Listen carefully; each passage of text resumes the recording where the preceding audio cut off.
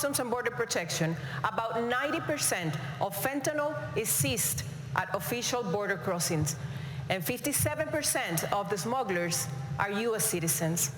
How would you stop fentanyl brought into the country, mostly by U.S. citizens, through ports of entry?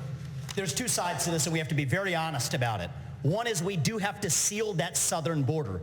Building the wall is not enough. They're building cartel-financed tunnels underneath that wall. Semi-trucks can drive through them. We have to use our own military to seal the Swiss cheese of a southern border, but we also have to be honest.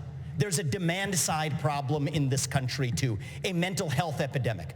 I met family in Iowa, two parents, Kathy and Derek. They lost their son, Sebastian, 17 years old.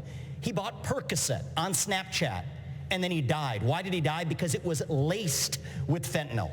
That is closer to bioterrorism, not a drug overdose. That is poisoning. So it is our job to make sure that never happens. But it's also our job to make sure that 17-year-olds don't turn to Percocet via Snapchat.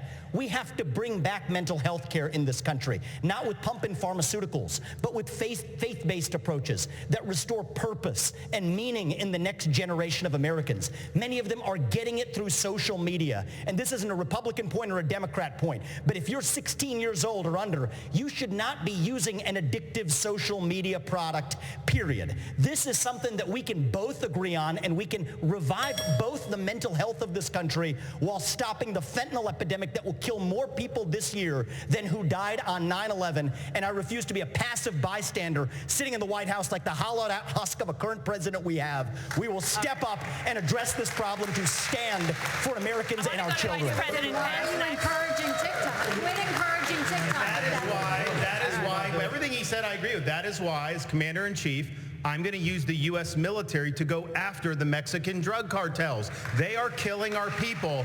And the stories that I've seen, in Florida, we had an infant, 18 months, parents rented an Airbnb. And apparently the people that had rented it before were using drugs. The infant was crawling, the toddler was crawling on the carpet and ingested fentanyl residue and died. Are we just going to sit here and let this happen, this carnage happen in our country? I am not going to do that. So I guarantee you on day one, this border is going to be a day one issue for me as president. We're going to declare it a national emergency. Yes, we'll build the wall. We'll do remain in Mexico. But those Mexican drug cartels are going to be treated like the foreign terrorist organizations that they are. Vice President Pence. All right, Vice President Pence.